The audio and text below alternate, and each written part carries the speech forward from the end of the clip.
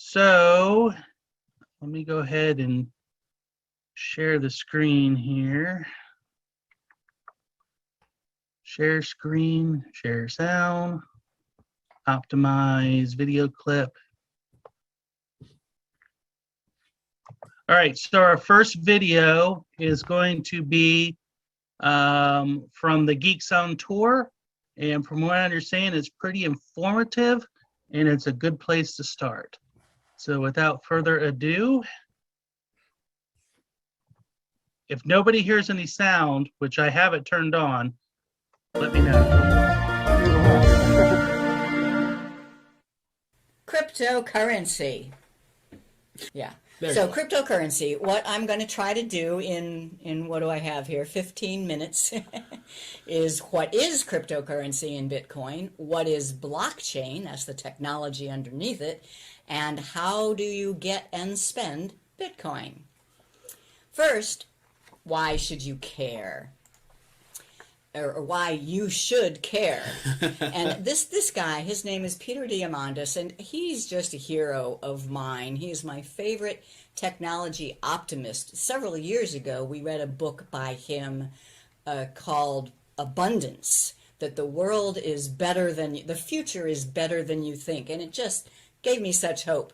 And the latest book that we've read is The Future is Faster Than You Think, and he addresses all sorts of technologies, 3D printing being one, but cryptocurrency. So what is it?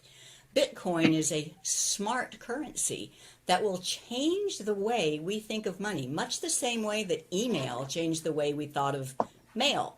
Can you even remember life before email? You know, I do believe that money will be digital.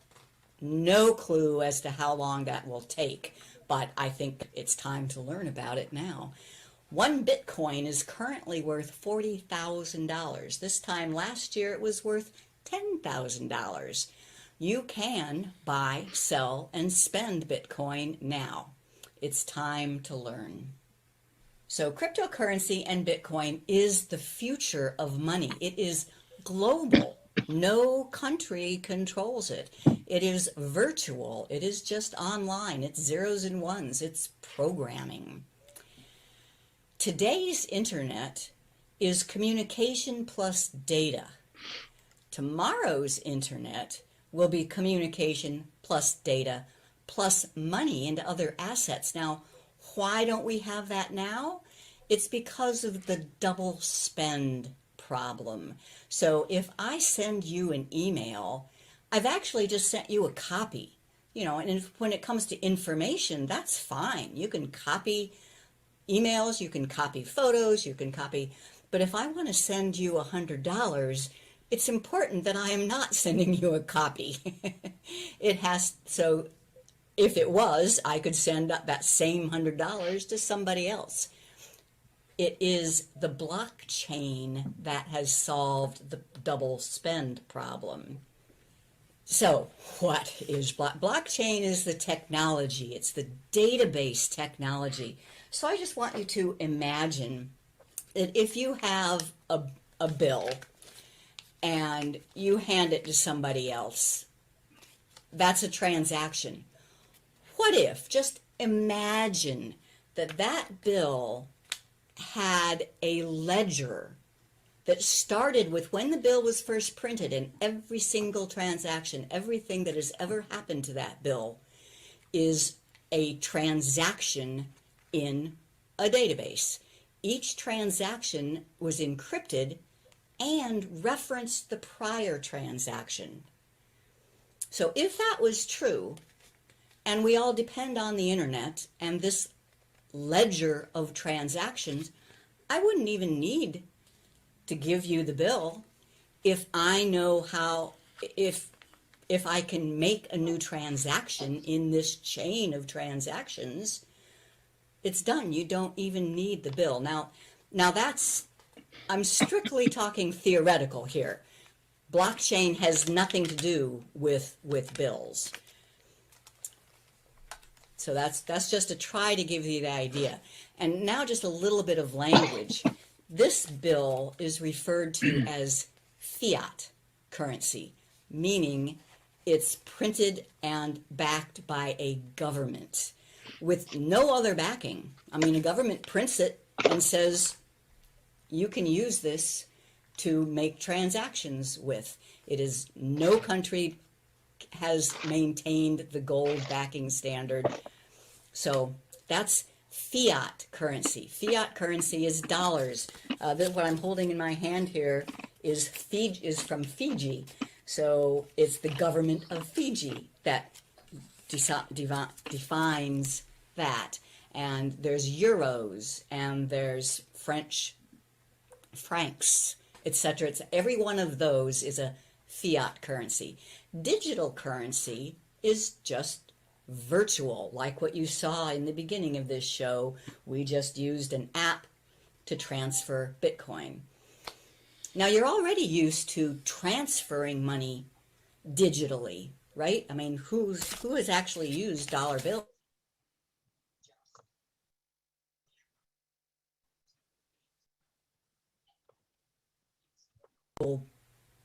Pay or Apple Pay, it transfers, but how many steps back does it have to go to get money from your bank, etc., etc.? Digital currency is just one step. Digital currency here to digital currency there. Whew.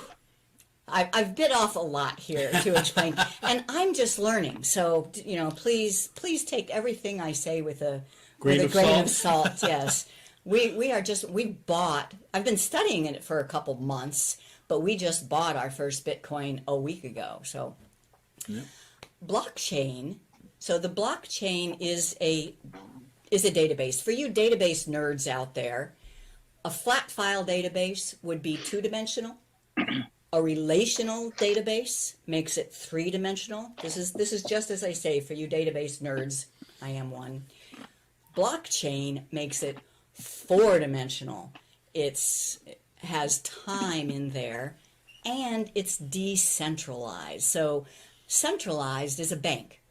They have a database that collects data from all over, but there's still one central database manager.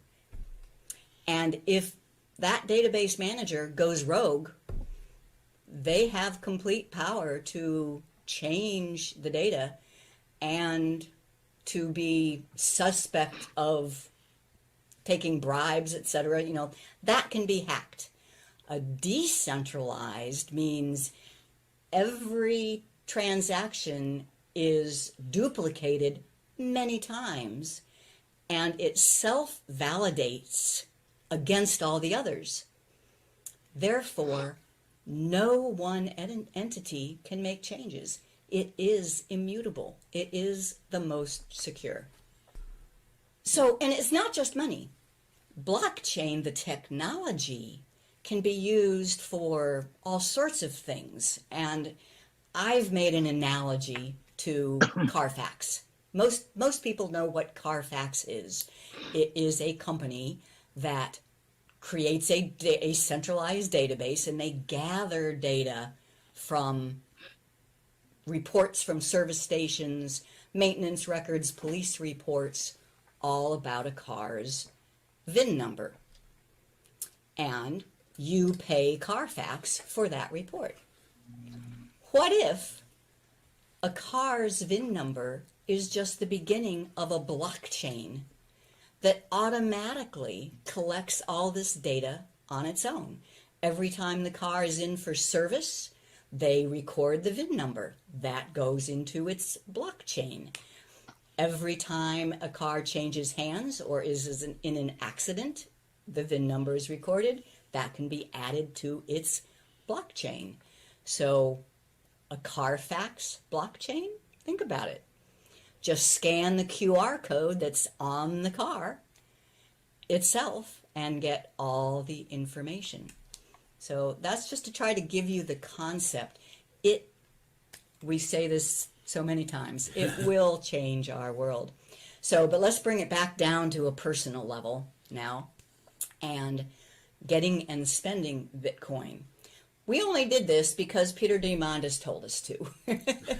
And I only did it because she told me to.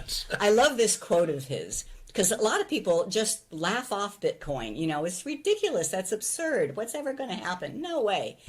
His quote, "The day before something truly is a breakthrough, it's a crazy idea." We may be at that day before now, or it may be 10 years off. We don't know.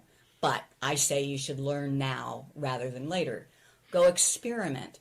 Create a Bitcoin wallet. Buy some Bitcoin. There are now multiple exchanges where you can buy Bitcoin with dollars. Exchange dollars for Bitcoin. Two of the most popular platforms are Coinbase and Square Cash. This information comes from Peter Diamandis. So I chose Coinbase.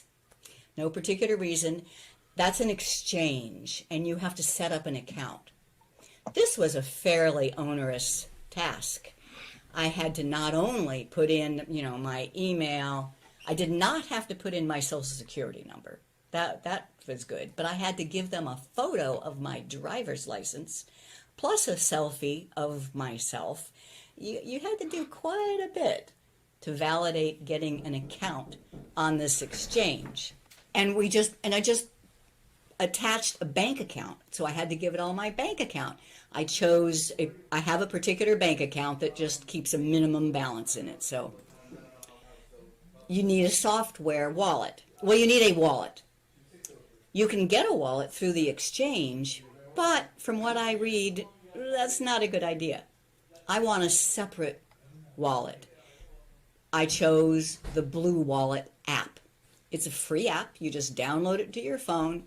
I put that on my iPhone, and I then sent some money from the exchange. I sent some Bitcoin from the exchange to the wallet. All right. Then I told Jim to download the Blue Wallet app on his Android phone, and I sent some Bitcoin from my phone to his. And then earlier in the show today, you saw where he sent some from his phone to mine. And so joining an exchange versus installing a wallet. An exchange is a financial institution. And kind of the goal of Bitcoin is to get rid of the financial institutions. So once you have your Bitcoin and you have it in a wallet, you do not need any financial institution anymore. Because this is really quick. I want to show you how you install a wallet and get a key. What is this thing called a key?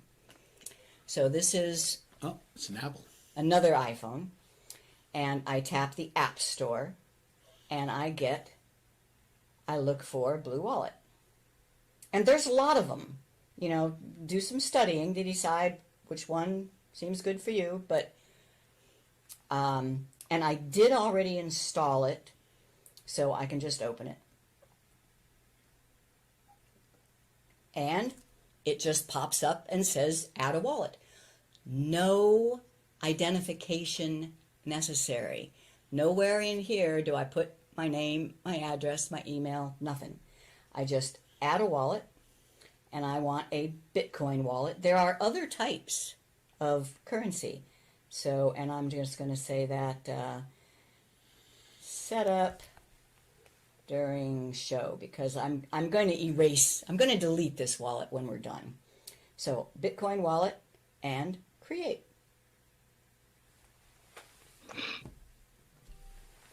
That's it.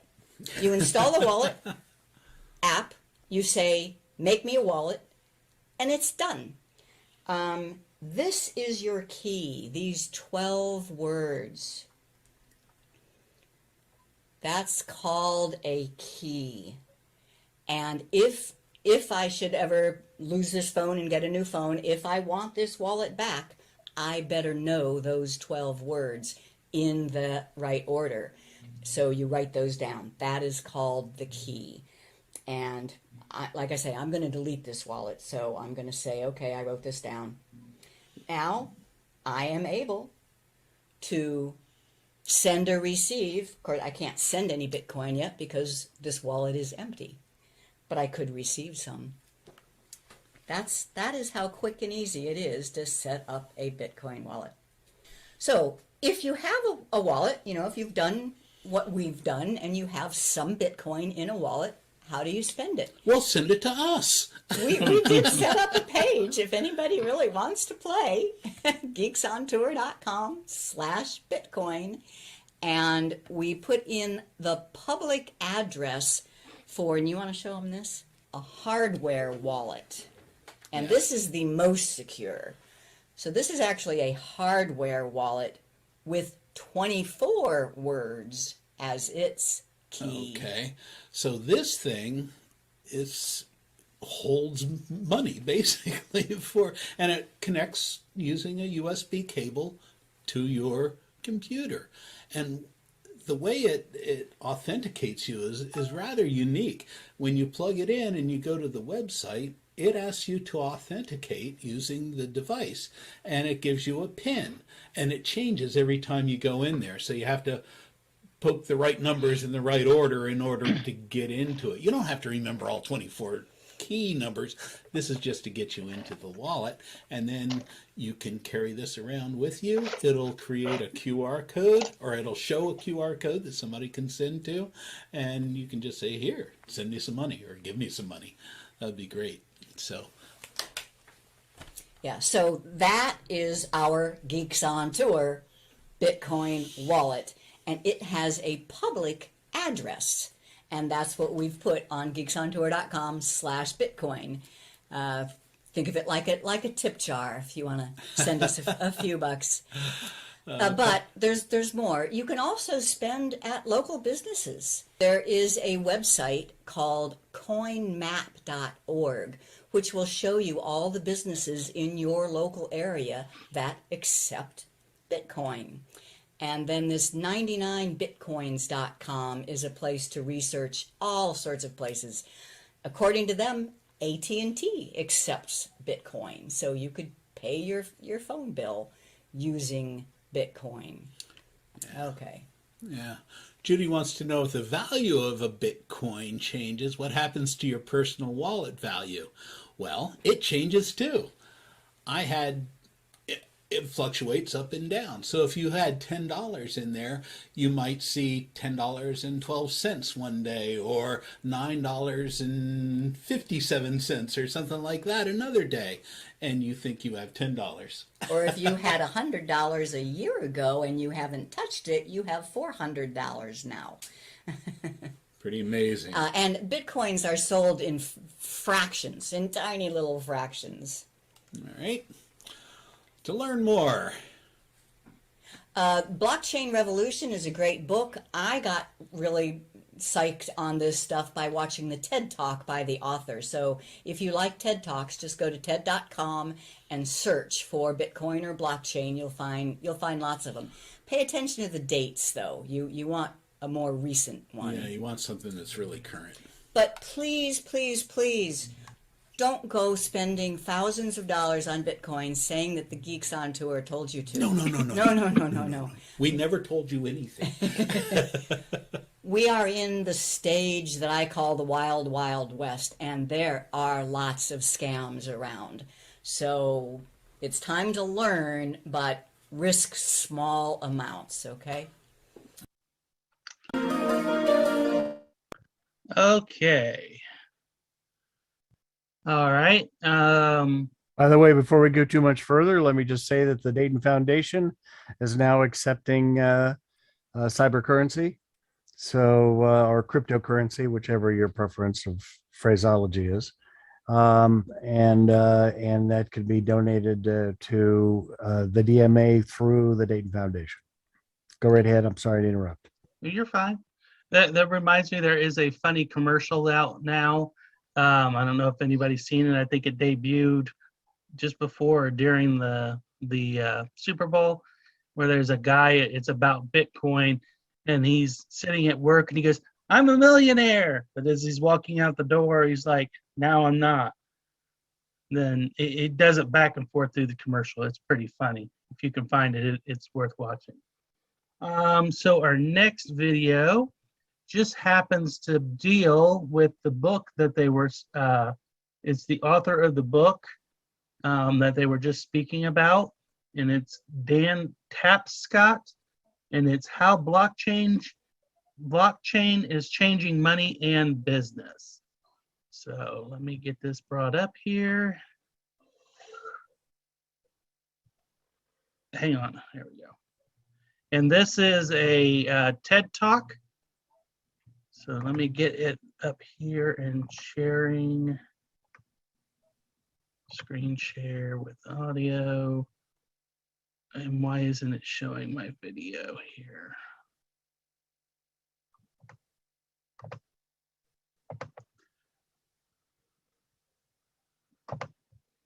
Hang on.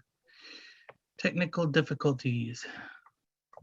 It doesn't want to share it using that. So let's open this with media player here.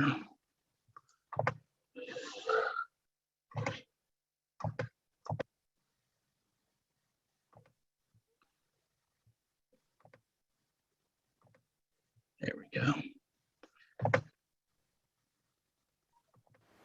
The technology likely to have the greatest impact on the next few decades has arrived. And it's not social media, it's not big data, it's not robotics, it's not even AI.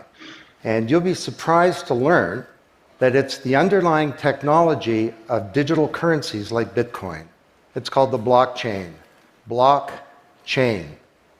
Now, it's not the most sonorous word in the world, but I believe that this is now the next generation of the internet, and that it holds vast promise for every business, every society, and for all of you individually. You know, for the past few decades, we've had the internet of information. And when I send you an email or a PowerPoint file or something, I'm actually not sending you the original, I'm sending you a copy. And that's great. This is democratized information.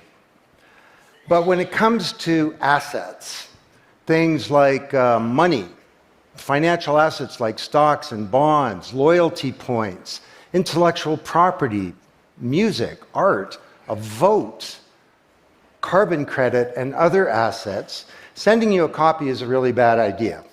If I send you $100, it's really important that I don't still have money and that I can't send it to you.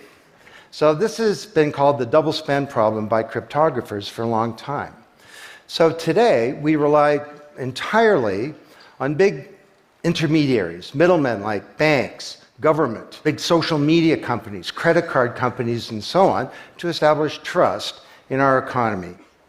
And these intermediaries perform all the business and transaction logic of every kind of commerce, from authentication, identification of people, through to clearing, settling, and record keeping.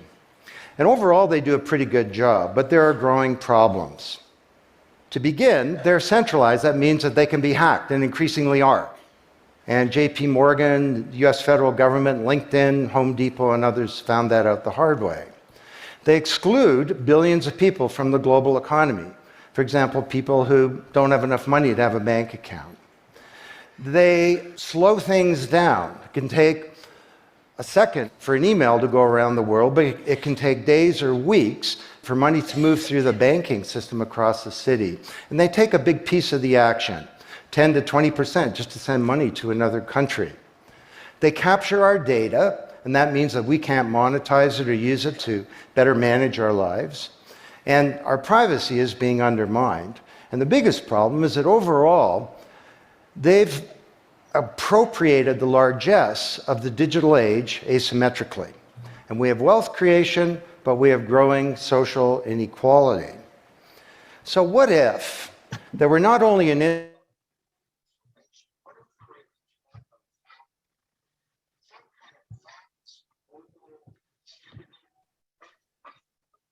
computers and available to everyone?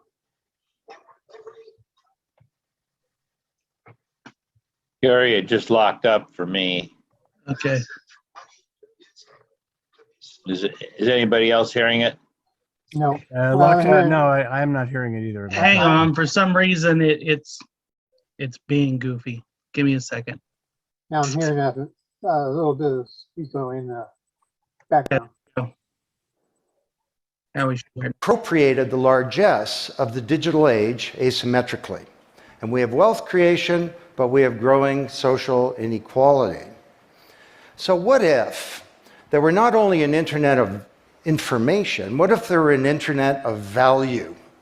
Some kind of vast, global, distributed ledger running on millions of computers and available to everybody, and where every kind of asset, from money to music, could be stored, moved, transacted, exchanged, and managed, all without powerful intermediaries.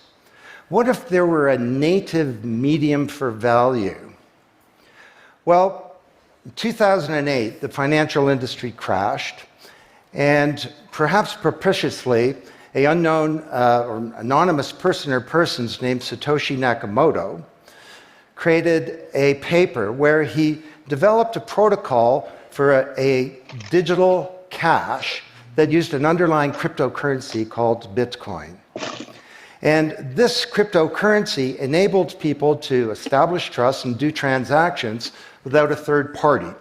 And the seemingly simple act set off a spark that's ignited the world, that has everyone excited or terrified or otherwise interested in many places. Now, don't be confused about Bitcoin, okay? Bitcoin is an asset. It goes up and down, and that should be of interest to you if you're a speculator. More broadly, it's a cryptocurrency. It's not a fiat currency controlled by a nation state, and that's of greater interest. But the real pony here is the underlying technology. It's called blockchain. So, for the first time now in human history, people everywhere can trust each other and transact peer-to-peer. And trust is established not by some big institution, but by collaboration, by cryptography, and by some clever code. And because trust is native to the technology, I call this the trust protocol. Now you're probably wondering, well, how does this thing work? Fair enough. Assets, digital assets like money to music and everything in between, are not stored in a central place, but they're distributed across a global ledger using the highest level of cryptography. And when a transaction is conducted, it's posted globally across millions and millions of computers. And out there around the world is a group of people called miners. These are not young people, they're Bitcoin miners. And they have massive computing power at their fingertips, 10 to 100 times bigger than all of Google worldwide. And these miners do a lot of work. And every 10 minutes, kind of like the heartbeat of a network, a block gets created that has all the transactions from the previous 10 minutes. And then the miners get to work trying to solve some tough problems. And they compete. And the first miner to find out the truth and to validate the block is rewarded in digital currency. In the case of the Bitcoin blockchain, with Bitcoin. And then, this is the key part, that block is linked to the previous block and the previous block to create a chain of blocks. And everyone is timestamped, kind of like with a digital wax seal. So if I wanted to go and hack a block and say, pay you and you with the same money, I'd have to hack that block, plus all the preceding blocks, the entire history of commerce on that blockchain, not just on one computer, but across millions of computers simultaneously, all using the highest levels of encryption in the light of the most powerful computing resource in the world that's watching me. Tough to do. And this is infinitely more secure than the computer systems that we have today. Blockchain, that's how it works. So the Bitcoin blockchain is just one. There are many. The Ethereum blockchain was developed by a Canadian named Vitalik Buterin. He's 19 years old. And this blockchain has some extraordinary capabilities. One of them is that you can build smart contracts. It's kind of what it sounds like. It's a contract that self-executes. And the contract handles the enforcement and the management, performance, and payment. The contract kind of has a bank account too, in a sense, of agreements between people. And today, on the Ethereum blockchain, there are projects underway to do everything from create a new replacement for the stock market to create a new model of democracy where politicians are accountable to citizens. So to understand what a radical change this is going to bring, let's look at one industry, financial services. You recognize this? Rube Goldberg machine. It's a ridiculously complicated machine that does something really simple like crack an egg or shut a door. Well, kind of reminds me of the financial services industry, honestly. I mean, you tap your card in the corner store and a bit stream goes through a dozen companies, and each with their own computer systems, some of them being 1970s mainframes, older than many of the people in this room. And 3 days later, a settlement occurs. Well, with a blockchain financial industry, there would be no settlement because the payment and the settlement is the same activity. It's just a change in the ledger. So Wall Street and all around the world, the financial industry is in a big upheaval about this, wondering, can we be replaced, or how do we embrace this technology for success? Now, why should you care? Well, let me describe some applications. Prosperity. The first era of the Internet of information, brought us wealth, but not shared prosperity, because social inequality is growing. And this is at the heart of all of the anger and extremism and protectionism and xenophobia and worse that we're seeing growing in the world today. Brexit being the most recent case.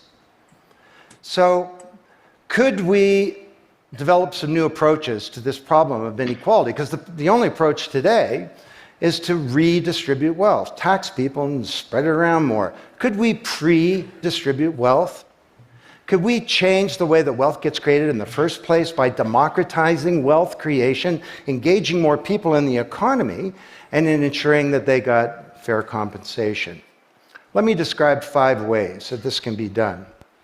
Number 1, did you know that 70% of the people in the world who have land have a tenuous title to it? So you got a little farm in Honduras, some dictator comes to power. He says, I know you got a piece of paper that says you own your farm, but the government computer says my friend owns your farm. This happened on a mass scale in Honduras, and this problem exists everywhere. Hernando de Soto, the great Latin American economist, says this is the #1 issue in the world in terms of economic mobility, more important than having a bank account. Because if you don't have a valid title to your land, you can't borrow against it, and you can't plan for the future. So today, companies are working with governments to put land titles on a blockchain. And once it's there, this is immutable. You can't hack it. This creates the conditions for prosperity for potentially billions of people. Secondly, a lot of writers talk about Uber and Airbnb and TaskRabbit and Lyft and so on as part of the sharing economy. This is a very powerful idea that peers can come together and create and share wealth. My view is that these companies are not really sharing. In fact, they're successful precisely because they don't share. They aggregate services together and they sell them. What if rather than Airbnb being a $25 billion corporation, there was a distributed application on a blockchain, we'll call it B Airbnb, and it was essentially owned by all of the people who have a room to rent. And when someone wants to rent a room, they go onto the blockchain database and all the criteria sift through, help them find the right room, and then the blockchain helps with the contracting, it identifies the party, it handles the payments, just through digital payments are built into the system, and it even handles reputation, because if she rates a room as a 5-star room, that room is there, and it's rated, and it's immutable. So the big sharing economy disruptors in Silicon Valley could be disrupted, and this would be good for prosperity. Number 3, the biggest flow of funds from the developed world to the developing world is not corporate investment, and it's not even foreign aid. It's remittances. This is the global diaspora, people who've left their ancestral lands and they're sending money back to their families at home. This is $600 billion a year, and it's growing, and these people are getting ripped off. Annalie Domingo is a housekeeper, and she lives in Toronto, and every month she goes to the Western Union office with some cash to send her remittances to her mom in Manila. It costs her around 10%. The money takes 4 to 7 days to get there. Her mom never knows when it's going to arrive. It takes 5 hours out of her week to do this. 6 months ago, Annalie Domingo used a blockchain application called Abra. And from her mobile device, she said $300 went directly to her mom's mobile device without going through an intermediary. And then her mom looked at her mobile device, and it's kind of like an Uber interface. There's Abra tellers moving around. She clicks on a teller that's a 5-star teller. He's 7 minutes away. The guy shows up at the door, gives her Filipino pesos. She puts them in her wallet. The whole thing took minutes, and it cost her 2%. This is a big opportunity for prosperity. Number 4, the most powerful asset of the digital age is data. And data is really a new asset class, maybe bigger than previous asset classes like land under the agrarian economy or an industrial plant, or even money. And all of you, we create this data. We create this asset. And we leave this trail of digital crumbs behind us as we go throughout life. And these crumbs are collected into a mirror image of you, the virtual you. And the virtual you may know more about you than you do, because you can't remember what you bought a year ago or said a year ago or your exact location a year ago. And the virtual you is not owned by you. That's the big problem. So today there are companies working to create an identity in a black box. The virtual you owned by you. And this black box moves around with you as you travel throughout the world, and it's very, very stingy. It only gives away the shred of information that's required to do something. A lot of transactions, the seller doesn't even need to know who you are. They just need to know that they got paid. And then this avatar is sweeping up all this data and enabling you to monetize it. And this is a wonderful thing, because it can also help us protect our privacy. And privacy is the foundation of a free society. Let's get this asset that we create back under our control, where we can own our own identity and manage it responsibly. Finally,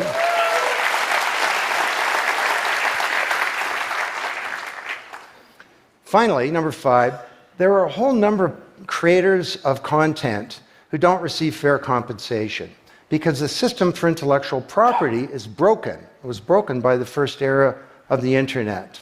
Take music. Musicians are left with crumbs at the end of the whole food chain. You know, if you're a songwriter, 25 years ago you wrote a hit song, it got 1 million singles, you could get royalties of around $45,000. Today you're a songwriter, you write a hit song, it gets 1 million streams, you don't get $45K, you get $36. Enough to buy a nice pizza. So Imogen Heap, the Grammy-winning singer-songwriter, is now putting music on a blockchain ecosystem. She calls it mycelium. And the music has a smart contract surrounding it. And the music protects her intellectual property rights.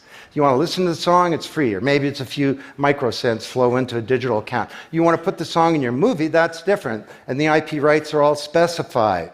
You want to make a ringtone, that's different. She describes that the song becomes a business. It's out there on this platform, marketing itself, protecting the rights of the author, and because the song has a payment system, in a sense a bank account, all the money flows back to the artist, and they control the industry rather than these powerful intermediaries. Now this is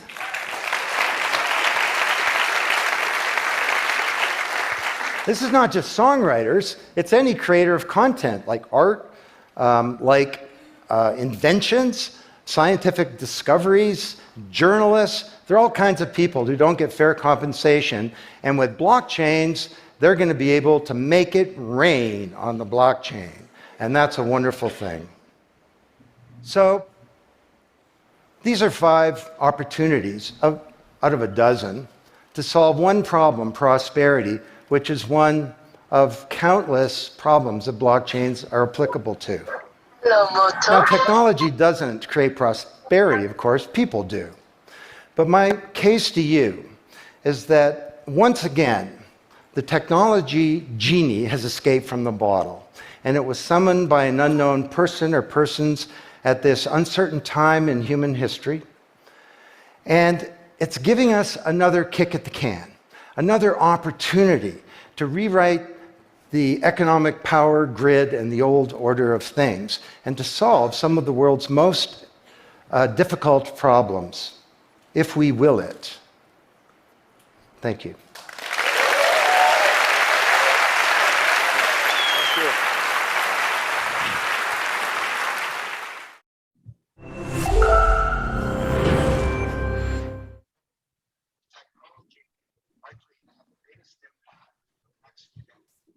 All right. I thought that was pretty informative. Sorry, somebody popped a couple things up on chat in the middle of that, and I kind of goofed things up there. So let me see here. Oh, okay. All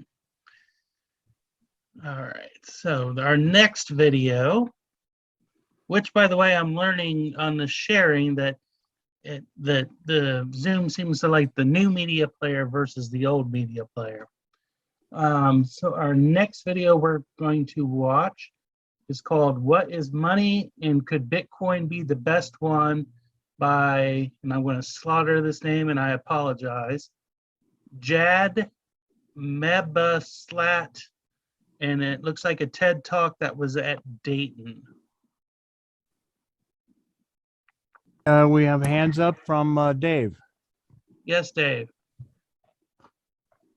I just returned from Florida in the Tampa area. There was $1.5 million house that went up for sale and was sold while I was there. And the realtor was only going to accept cryptocurrency. Wow. Yeah, it's coming. A lot more people. I know there's high-end dealerships that will take Bitcoin for Lamborghinis and BMWs and such. So it's coming.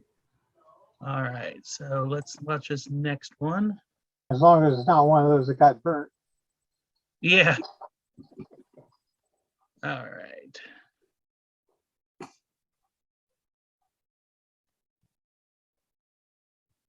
Okay. There we go. Screen share, media player, share. Here we go.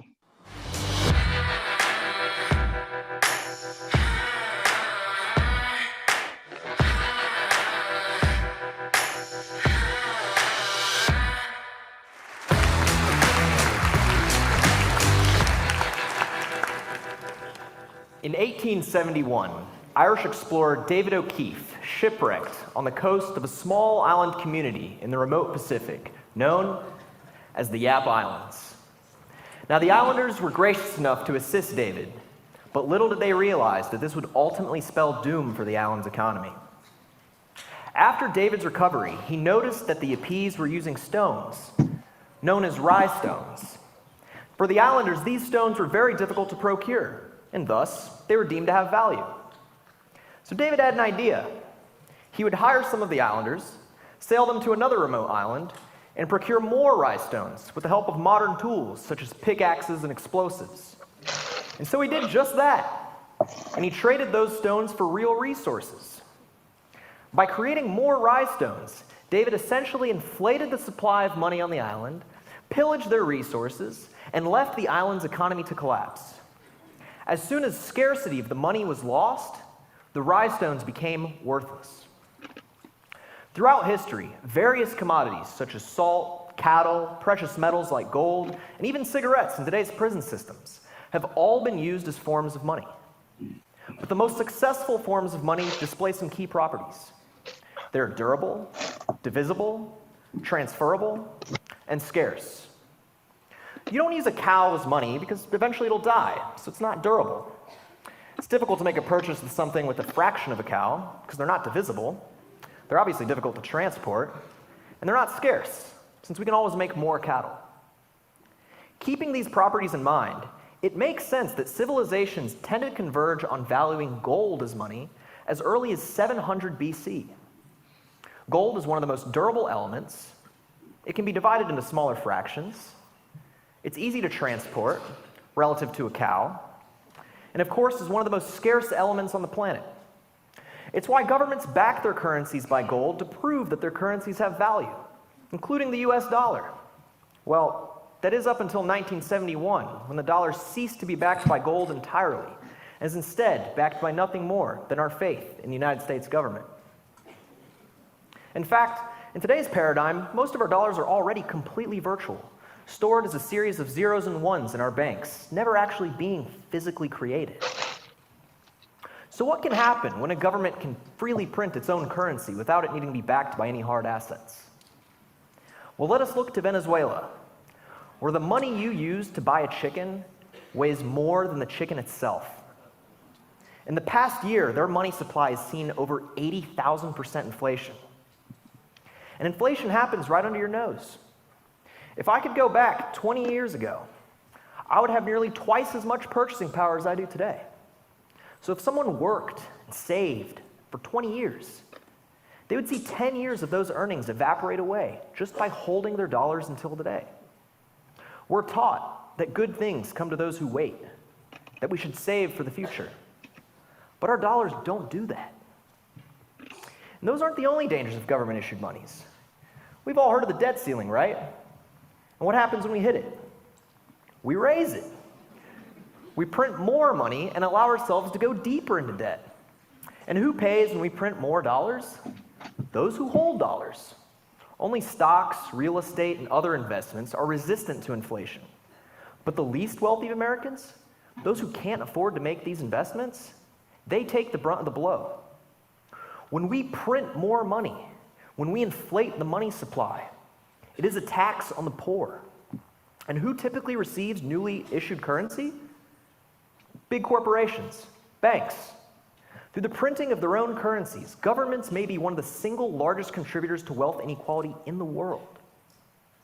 Safedine Ammous, author of the Bitcoin Standard, suggests that if governments were restricted in their ability to print money and had to be more fiscally responsible while budgeting, like the rest of us, that perhaps they would be less likely to fund unnecessary endeavors, including wars.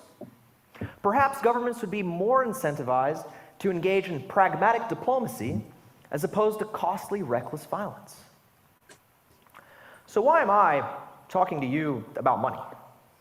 Well, back in 2013, I heard of this thing called Bitcoin catching on in popularity amongst traders, but it was quite difficult to purchase at the time. So I set up a Bitcoin exchange to make it easier for people to buy and sell. But I didn't think much of Bitcoin itself yet. Well, that wasn't until I fell into the Bitcoin rabbit hole just later that year.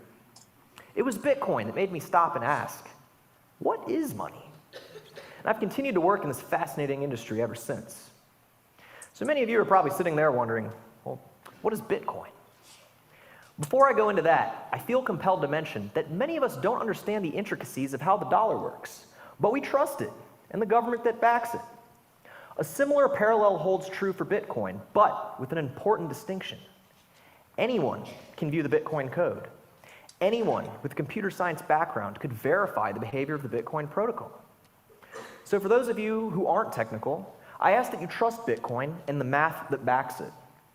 And for those of you who are technical, or perhaps just curious, I ask that you not only trust, but trust and verify. So back to the question. What is Bitcoin? Bitcoin was quietly released after the 2008 financial crisis by a pseudonymous developer known as Satoshi Nakamoto. Nobody knows who this person or perhaps even group was, but they left a comment encoded within the first Bitcoin transaction that ever took place that read, "The Times, January 3rd, 2009, Chancellor on the brink of second bailout for banks." Satoshi then completely disappeared from the internet in 2010. And that's part of the beauty of Bitcoin. It doesn't matter who created Bitcoin. Anyone can use Bitcoin. Bitcoins can be bought or sold in exchange for other international currencies like dollars or euros. and they can be conveniently stored on your mobile phone or home computer. Sending Bitcoin is as easy as sending an email. I want to circle back to our properties of money again. Durability, divisibility, transferability, and scarcity. Each of these properties is embedded in the Bitcoin code. Bitcoin is durable, as data never degrades. There are even Bitcoin satellites in space in the case that the internet were to have a massive disruption. Bitcoin is divisible. Each Bitcoin can be divided into 100 million units, just like a dollar can be divided into 100 pennies. You don't have to buy or spend an entire Bitcoin. Bitcoin is transferable. You can send it to anyone, anywhere. And Bitcoin is scarce, as the supply schedule is predetermined.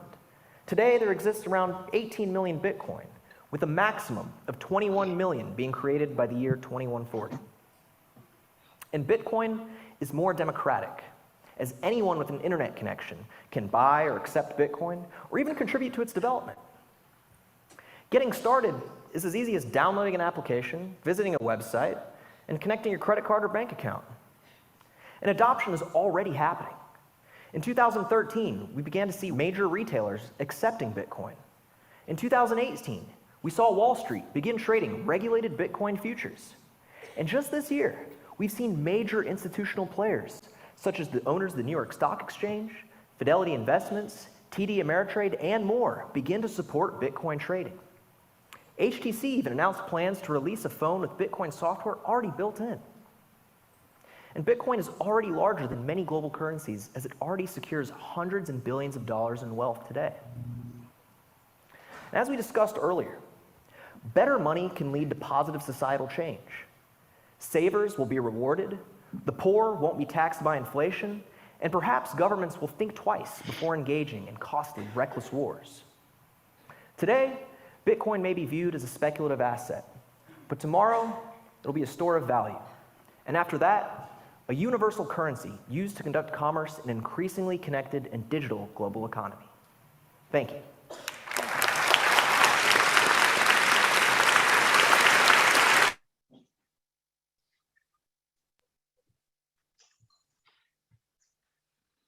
All right. That kind of reminds me of there was an episode of Big Bang Theory, for those that like to watch Big Bang Theory, where they suddenly realized that, hey, we mined all this Bitcoin back in the day. And so that leads to trying to trace out where it went. So, yeah, that's a good question, Kathleen. I don't know. Somebody Google it. Kathleen asked who owns the satellites with the Bitcoin. So if somebody wants to Google that, knock themselves out. So anyways, so they traced it back. They figured out it was on the laptop. So then they went to go find the laptop. They couldn't find it. Then they figured out Penny had the laptop.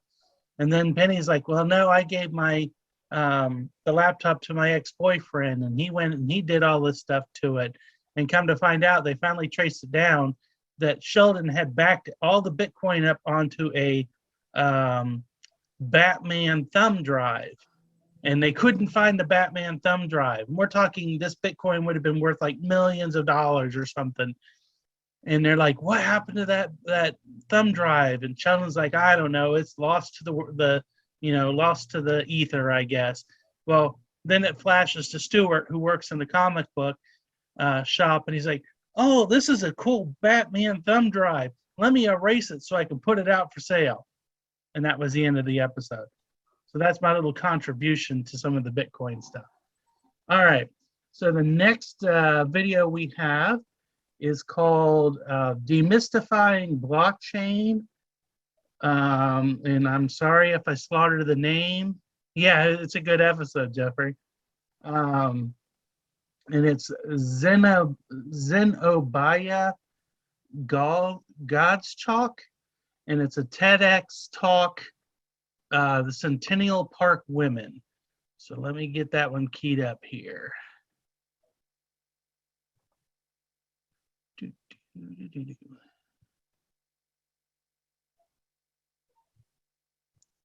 And let me go to sharing screen again.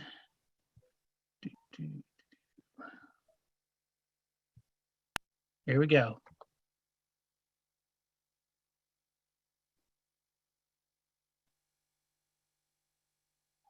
Hmm. Hmm. There we go. Good morning, everyone. How are you doing? Good. All right, so we've already had dancing today, and we've had discussions about babies. And so I think maybe I'll change it up a little bit and we'll talk about dogs. On the internet, nobody knows you're a dog. This cartoon from 1993 is the all-time most reproduced cartoon from The New Yorker. It symbolizes internet privacy and the ability for users to send and receive messages in complete anonymity. Many of us wish for this privacy to be true, and for a long time it was. But now, 25 years later, Facebook knows I'm a dog. It knows my thoughts on doggy politics, all of my doggy friends, and my favorite doggy parks to frequent. Amazon knows my favorite dog food, all the treats and toys that I love, and through its Alexa device, it has a record of all my doggy barks and a very clear understanding of exactly how I spend my whole day. Mostly sleeping, of course. Equifax has an equally large trove of data online about me, gathered from a number of different sources. And all of these are used and put together to determine whether or not I qualify for a new doggy house. And as you may have guessed, we are no longer talking about dogs. So, how did we get here? How did we, the people, become we, the product, which companies mine data from in order to make money? If you study the history of the communications industry, this actually comes as no surprise. In his book, The Master Switch, Tim Wu, professor at Columbia University and policy advisor to the US FTC, talks about how communication industries, from the telephone to radio to newspapers and film, all started out like the internet. They started out with wide-eyed entrepreneurs, full of ideas, who were bringing new technologies to market. As they grew and matured, each of these industries came to be dominated by a handful of companies that hold the master switch. Similarly, when the internet started, it was slow, fringe, somewhat unusable, and highly distributed. But as it has grown and matured, it has become dominated by a few companies that hold the master switch. And these companies aren't just individually dominant. They do behave in some ways like a cartel. When was the last time you said, in front of your Alexa device, I could really use a vacation to Tahiti? How long was it before ads started popping up in your Facebook feed for best hotels in Tahiti? These companies are interconnected, and the thread that holds them all together is your data. And when they're not busy mining your data and selling it to others, they are cleaning up the mess that they have made from losing that data to hackers. My background is in internet security. I have worked with companies that are helping to clean up these deep and dark web databases, and I have seen what's out there on me personally. Assume that you are compromised. Assume that everything that you have shared online with anyone is not only being used by the companies that you've shared it with, but also being sold and also in the hands of hackers. So, TEDx is not about scaring you, it's about inspiring. Where do we go from here? How do we get the internet that we deserve instead of the internet that we have today?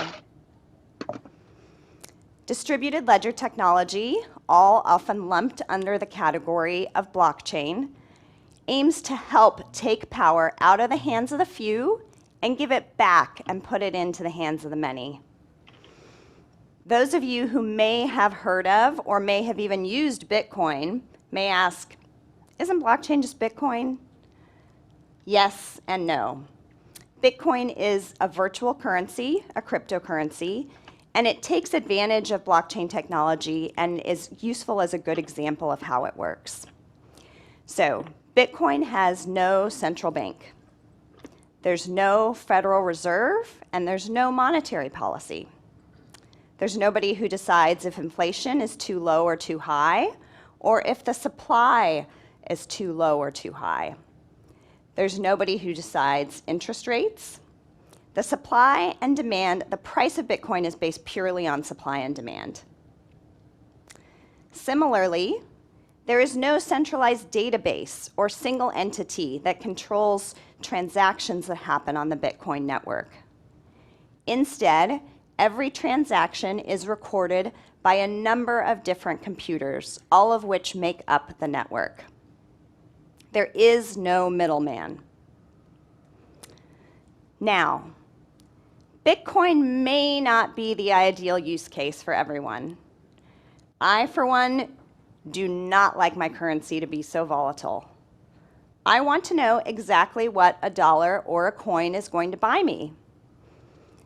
But there are many other areas of my life where I would like to remove the middleman, and I would like the transparency and the visibility that blockchain and distributed ledger technology provides.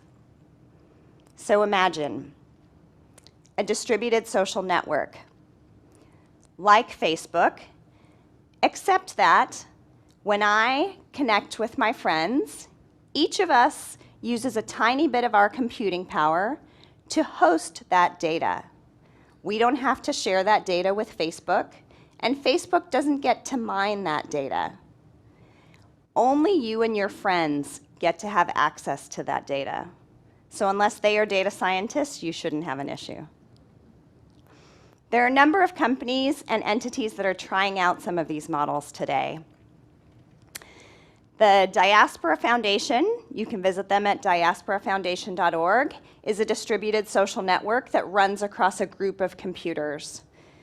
Diaspora's developers refuse to sell advertising or sell out to a larger company. Mastodon is a distributed microblogging platform like Twitter, except that on Mastodon, every toot can be marked as public or private, and you can choose exactly who you share it with. Tune.fm is like a distributed Spotify. So artists have a direct connection to listeners, and they get to see how many times somebody has listened to a song. There is a distributed public ledger that shows exactly how many times songs have been listened to. The artist doesn't have to trust anyone. It's all publicly there on the ledger. In comparison, on Spotify, the artist must trust Spotify to tell them how many times their song has been heard and therefore how much they get paid. Credit bureaus are another area where this is emerging. So imagine instead of sharing all of your data with a single credit bureau that can be hacked, like Equifax, and I will apologize to any Equifax employees in the room, you can have a distributed credit bureau. Colendi is working to serve the needs of the over 3 billion people who cannot get credit from traditional means. Colendi allows these users to share different types of data, like their cell phone usage or their social networking profiles, to then qualify for things like peer-to-peer loans and microfinancing and loan installment payments. And here, again, closer to home, Open Pharma, which is designed by Certara, a division of Synchrogenics, is working to help bring transparency and visibility to the healthcare system. As a consumer, you generate a huge amount of data about your personal health care. Open Pharma allows you to decide exactly what information you share only with the providers and third parties that you want to share it with, and only when you want to share it. Similarly, Open Pharma is working with the pharmaceutical supply chain, the FDA, pharmaceutical producers, and the pharmacies themselves, to help communicate during times of drug shortage. These are all applications that require the secure sharing of data, but only with the parties that we want to share it with, not with a middleman. And that is the goal and the power of blockchain and distributed ledgers. So what can you walk away with today? 2 things. One, a little harder to do and might take a little more time. And the second, very easy, and you can walk out of here and do it today. First, if there is an area of your life or of your work where you see a middleman, likely for no good reason, think about if there is an application or a concept that you can build on top of this technology to break down those silos and create visibility and transparency. And second, if you are tired of these companies using your data and of you being the product, then vote with your dollars and your time. Start to use things like the Brave browser, which has a search engine as well, and allows you to select which ads you view and to get paid in cryptocurrency for viewing those ads. Next time you start up a small group, perhaps start up that small social network on Minds or Diaspora and share that with your friends.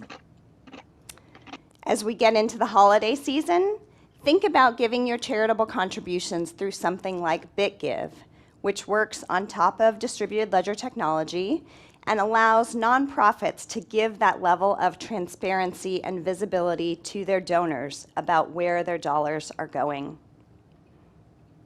These are all conscious choices that we can make when we understand the visibility and transparency that blockchain and distributed ledgers can bring to our lives. Because at the end of the day, if I'm a dog and you're going to know I'm a dog, I want to be a dog in control of my treats, my doghouse, and my life. Thank you.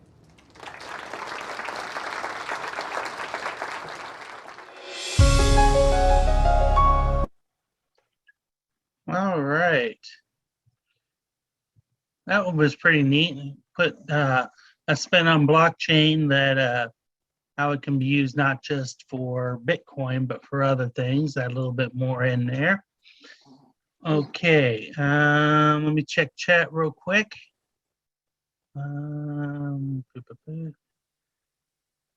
Yeah, unfortunately, I got my messaging stuff on here and it keeps popping up. Sorry about that.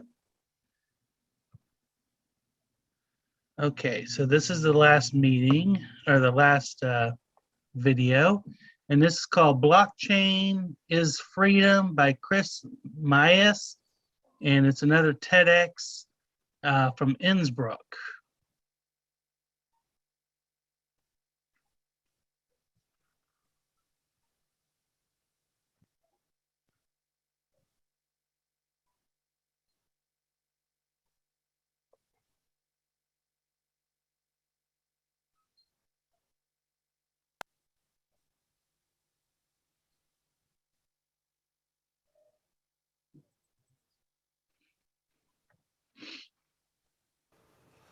September 1945, the end of the Second World War. Soviet dictator Joseph Stalin appointed Georgiy Dej as the head of the Communist Party of one of his vassal states. He was later usurped by dictator Ceausescu. These dictators committed horrible crimes to humankind. They put people in jail for no reason. They tortured and killed thousands of people. From some families, they took away everything they had, and they ousted these families from the country. One of these families was mine, my great-grandmother and my great-grandfather. By this time, you probably think you're in the wrong talk. What does all of this have to do with blockchain? Because blockchain is that thing about crypto and Bitcoin, isn't it? Yes, it is. But that's not all of it. And that's why I'm here today. I want to show you another side about blockchain that usually we don't consider so much. Because blockchain could have avoided and prevented some of the hardship and suffering that my family had to endure during that dictatorship. In one sweep, the dictator took away everything that my family had been building for decades and generations. The Communist Party, by force, took away the factory they owned and where they employed a lot of workers, and the house where they had been raised. From one day to the next, the dictator declared that this land shall now belong to him and his cronies, and not to us anymore. And he could do that because he had absolute control over the centralized land registry in that country. So his will was the law. And this is where blockchain comes in. A blockchain is a public and decentralized database, a ledger. And with that decentralization in mind, we could have decentralized and distributed the land registry to many computers all over the country and even the world. So no single malign actor or party could have manipulated that system anymore. And that is why, to me, blockchain is such a strong tool of democracy. So if people ask me, blockchain, that's about crypto and Bitcoin, to me, blockchain is about freedom. This is Moria, a huge refugee camp on the Greek island of Lesbos, where thousands of refugees are being kept in inhumane conditions. Doctors Without Borders even called it the worst refugee camp on earth. The problem is that as a refugee, you can't really escape from these camps if you cannot prove your identity. And how do you prove that you are who you are without a passport? And so many times, these refugees have been taken away their passports by the very regimes they fled from, or by the traffickers they trusted. Imagine if we had a decentralized identity based on our biometric data that nobody can take away from us. No regime, no dictator, no trafficker. This is again where blockchain can help us. With blockchain, we can create this. And this is again why, for me, blockchain is about freedom. A few years ago, I lived in Singapore to found my first startup. When I first moved there, I got invited to the house of a friend over for dinner. And in the course of the evening, I noticed a small side room just off the main living room. What I thought was a small storage cabinet was in reality the room where the maid, the housekeeper, lived and slept, a tiny room without windows. Her name was Maria, and she was an immigrant worker from the Philippines. She had moved to Singapore to earn some money to support her family back home in the Philippines. Whenever Maria wanted to send home money to her family, she had to go through various intermediaries. Each and every one of them, such as banks, money agencies, and so on, each and every one of them taking a cut of her hard-earned money. So in the end, once the money arrived with her family, days, sometimes weeks later, only a fraction of what Maria had sent would actually arrive. The whole situation is aggravated by the fact that in many rural countries and many rural developing countries, people don't even have access to basic financial infrastructure. What I mean is they don't even have a bank account. So how to even send them money? Again, this is where blockchain comes in. With blockchain, Maria can send directly from her cell phone in Singapore to her son's cell phone in the Philippines the hard-earned money directly, instantly, and at quasi-zero cost. That way, Maria can spend more time with her family and has to work less. Again, blockchain is about freedom. Now you might say, well, that's all nice, but the Philippines are far away, and so is Singapore. How does that concern us? We're in a safe place like Austria. And indeed, we were lucky that we were born here in a prosperous and cozy country where we have access to clean water, to food, to a pension system, to social security, to bank accounts, and so on. But we have to realize that not everybody was born that lucky, and that we are not the norm.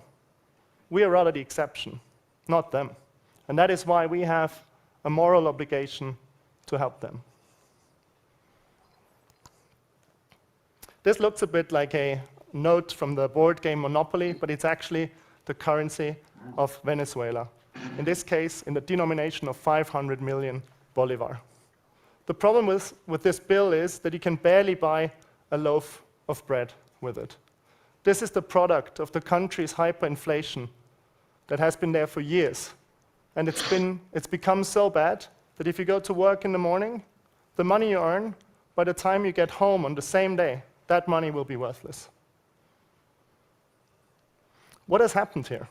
Again, a central party has abused its power. Somebody printed money, flooded the market with money, created hyperinflation, and by that created poverty and devastation in the country, so that many people had to leave the country for economic reasons. Again, blockchain could help us. Blockchain could decentralize away the power from one single central institution, in this case, the corrupt central bank that printed the money, and distributed it back to the people. With blockchain, code is law. That means whatever has been written in that code, if we had written that every year there's only 2% inflation, max, then that is exactly what will happen. Again, blockchain is freedom. The other day, I spoke to a friend of mine about organizing a kitesurfing trip, because we're both passionate kite surfers. It was much to my surprise that in the following days, I was inundated by advertisements about kite surfing on all kinds of different platforms, on Facebook, on Instagram, on Amazon, on Google, everywhere. It seemed that someone was listening in on our conversations. And then I realized the data we produce is no longer ours. The things we say, the things we write, the websites we use, the things we like, all of that now belongs to the big tech corporations. They own our data and they own us. We have become the product. What if there was a way to reappropriate the ownership of that data? How can we get that data back? Again, blockchain can help us. With blockchain, we take back control. We eliminate the intermediary, in this case, the big tech companies, and give ourselves control over our data again. Then we can decide who we share our data with and what we want to do with it. Again, blockchain is about freedom.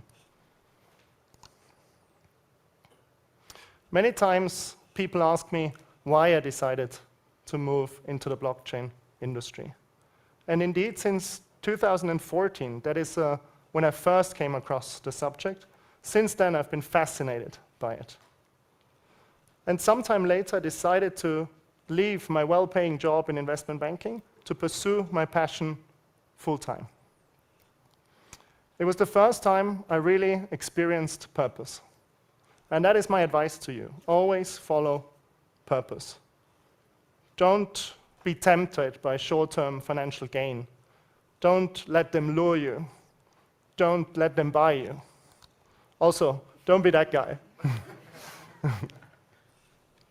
Instead, follow your passion. And that doesn't have to be blockchain. It could be any field. And I'm sure you will find that field for you eventually.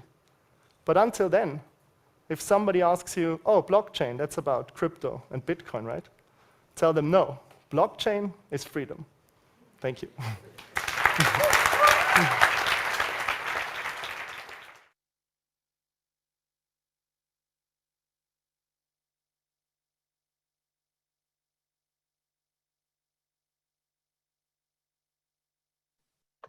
Okay, sorry. Was I crunching my eyes too loud? I apologize.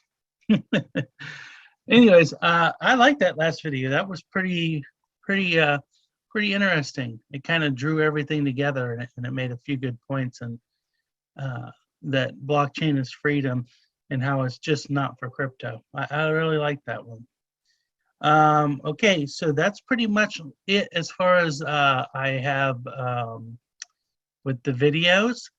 So I will kind of open it up. Is there anybody that has questions or can contribute to the, anything that they know, like what's going on with Bitcoin right now? Kathleen asked a question. Peter, yes, you have your hand raised. Yes, I see a a chat message from Bruce. He's asking if blockchain transactions are taxed. I haven't heard about that in blockchain, but I have heard some talk about taxing eBay transactions. So I'm sure if somebody could figure out a way, if some government agency could figure out a way to get some of our money, they'd figure out a way to tax Well, blockchain transactions. because it's not a legitimate currency yet, nobody really is knowing how. The government doesn't know how to tax it yet. China's actually said that they don't recognize it, and it's like nobody really knows what to do with it yet because it's not really a big commodity at this point. If you notice, there's only how many million coins were there? Like 21 million Bitcoins at this point, or there's going to be 21 million in like 20 years. They're trying to keep inflation out of the picture with it, and it's obviously for people that have a concept that most people don't understand. So I don't know exactly how anybody's going to tax it at this point, with China not recognizing it, the U.S. not knowing what to do. So I'm not answering the question, but I'm just giving you sort of what's current discussions that are happening with Bitcoin.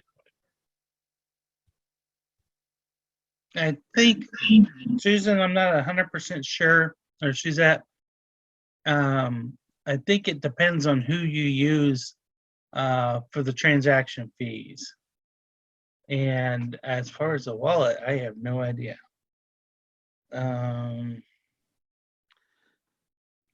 Well, there's other people creating different coins too. So, I mean, there's a lot of people right now developing their own.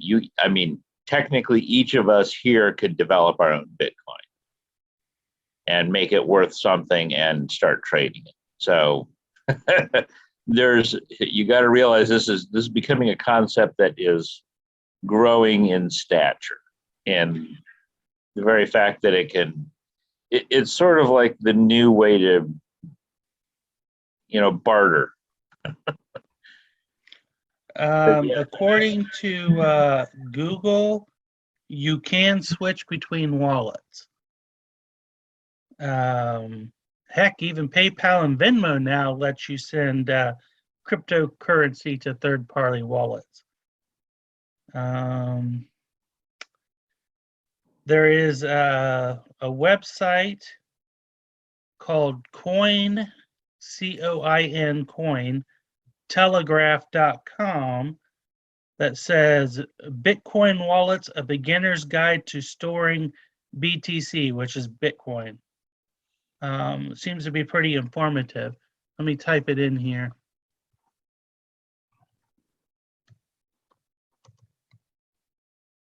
Oops.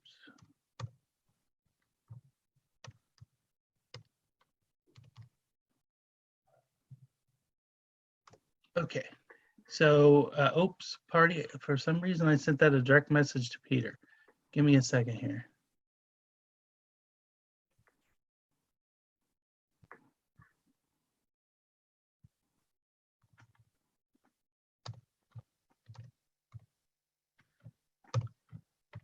So does anybody else have any questions?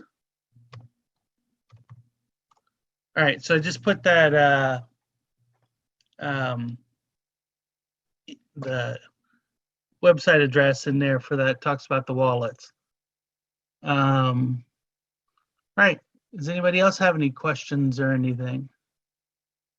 Or a little insight, maybe they've had experience with Bitcoin or any cryptocurrency, because like Ed said, there's a bunch of them out there. I think Dogcoin, I heard, was another one that might be a little popular right now. I've heard Dogcoin, Dogecoin, and one of my neighbors is actually trying to get me to develop my own coin or invest in the coin that he's got. And it's not Dogecoin or Dogcoin. And there's a few of them that I've seen that are politically based. You know, if you have whatever leanings that they have, there's a few of them that I've seen that were politically driven. So so I guess there's a flavor for everybody. We need a God coin, instead of just a dog coin. Well, you never know. They could have one. Somebody might out there. You know, now that you put it out to the world, everybody's going to get the idea. There you go. Okay, so Michael put on there is an investor that has a system that earns whenever the coin values go up or down. He has a number of people that he has trained using his system. It was open in December and January 2022. So if somebody wants to Google that, or do you know the name, Mike?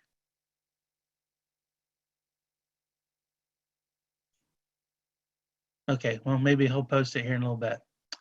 All right, so if we don't have anything else, let's roll on. Let's see. Let me go to, because I know last month we kind of ran over on a few things.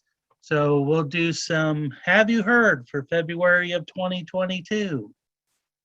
AI becoming flirtatious. The quality of AI generated voices has improved rapidly in recent years, but there are still aspects of human speech that escapes synthetic imitation. AI directors can deliver smooth corporate voiceovers for presentations and advertisements, but more complex performances remain out of reach. Sonantic, an AI voice startup, says it's made a minor breakthrough in its development of audio deepfakes, creating a synthetic voice that it can express subtle, I can't say that word, like teasing and flirtation. The company says the key to its advance is the incorporation of non-speech sounds into its audio, training its AI models to recreate those small intakes of breath, tiny scoffs, and half-hidden chuckles that give real speech its stamp of biological authenticity.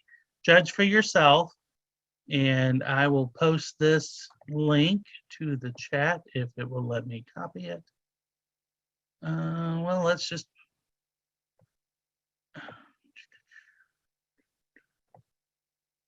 nope.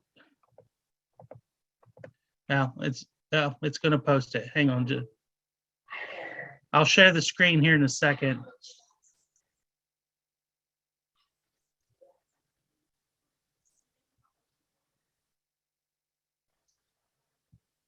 Okay, so I'm going to pause that while it's going through, and we'll play it here in a second. Oh, no. All right, so since I described their software as a Photoshop for voice, there is a YouTube video, and the name of the company is Sonantic. It lets users type out the speech they want to synthesize, specify the mood of delivery, and then select from a cast of AI voices, most of which are copied from real human actors. And that comes from theverge.com. Uh-oh.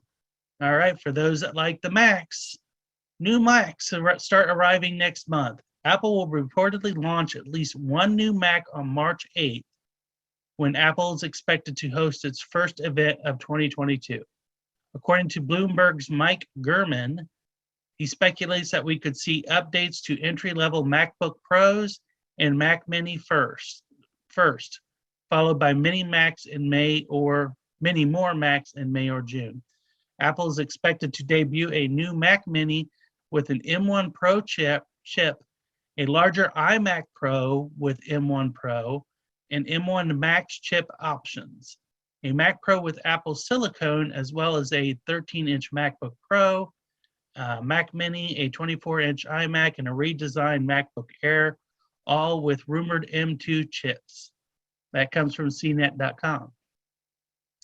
Another one from The Verge. An AI cannot copyright its art. The U.S. Copyright Office has rejected a request to let an AI copyright a work of art. Last week, a three-person board reviewed a 2019 ruling against Stephen Thaler, who tried to copyright a picture on behalf of an algorithm he dubbed Creative Machine. The board found that Thaler's AI-created image didn't include an element of human authorship, a necessary standard, it said, for protection. Copyright law doesn't directly outline rules for non-humans, but courts have taken a dim view of claims that animals or divine beings can take advantage of copyright protections. So I can't get my picture by my dog copyrighted? That's no fun. Applicants beware, and this is from BBC. BBC News has just published an investigation by Madbird, a supposedly hip design agency led by a charismatic social media influencer called Aliada. But while the company had dozens of real employees across the world, the BBC reports that much of its existence was faked and used to lure real people into working for months for no pay in the hope of eventually making money after landing big projects. At least 6 of the most senior employees profiled by Madbird were fake. Their identities stitched together using photos stolen from random corners of the internet and made up names. It's a fascinating story that highlights how it's possible to use our new remote working culture to scam people. And that is www.bbc.co.uk/news/UK-603-87324. I would just Google Mad Bird and BBC and probably get you there. Got Wordle. All right. My wife's really big into Wordle. I haven't gotten into it. I heard some people get mad when you post their scores, but to each their own. Wordle is joining the New York Times portfolio of original engaging puzzle games. New York Times games have captivated solvers since the launch of the crossword in 1942. Their collection includes the mini crossword, spelling bee, letterboxed, tiles, and vertex. Since Josh Wardle, a software engineer in Brooklyn, released a guessing game to the public in October 2021, Wordle exploded in popularity and has rapidly become a daily obsession for solvers. Wordle is also available for free on iOS and Android. That's from the New York Times. Best first word is atone. And then today's date is a rare Tuesday, and that's TWOSDAY, and it's a palindrome. Today is February 22nd, or 2/22/22, a date filled with twos, with the added bonus of falling on Tuesday, thus Tuesday. Did you know where you were today at 2/22/22 in the afternoon? The date is a palindrome since it reads the same from left to right as it does from right to left. But wait, there's more. Every day this week is also a palindrome. February 21st, yesterday, was 2/21/22. Then you have 2/22/22. Then you have 2/23/22, so forth. Yeah, look at this. So we were just talking about Bitcoin. So we have a Bitcoin scam going on. In November, the U.S. government seized $56 million worth of cryptocurrency from LA resident Glenn Arcaro, who called himself Bitcoin's #1 promoter. The Department of Justice says that it's the largest recovery of cryptocurrency to date. Bitcoin convinced people to invest convinced people to invest a total of $2 billion, promising them incredibly high rates of return. In reality, BitConnect used money from new investors to pay old ones, otherwise known as a Ponzi scheme. Proceeds from the sale of the seized Bitcoins will be used to reimburse the victims. That's from The Verge. Now we have the romance scam. Romance scammers made off with a total of 139 million in cryptocurrency last year, five times more than the amount stolen in 2020. According to the Federal Trade Commission, those people are also known as catfishers. They often create a fake social profiles and trick victims into sending them money for some sort of financial crisis. Others meet their victims on dating sites. Once a relationship is established, they pretend to be financial experts who offer to help their victims invest in cryptocurrency, guiding the investments into faked Bitcoin accounts set up by the catfishers. And that comes from various sources. All right. So, Peter, I guess you had something you wanted to speak about. Yes, thank you. We've had a couple questions. People not sure why we need a building for our computer museum. And so Gary's with us, but I talked to him and I got the approval for this quote from him. And the question is, why do we need a building for the DMA Computer Museum after a successful run of over 40 years as a traveling museum? Gary Ganger started the museum collection, exhibition in 1980. He started the collection earlier than that. He had displayed some exhibits before 1980, but they weren't labeled as part of our museum. So technically the museum started in 1980. Although he had been collecting long before that.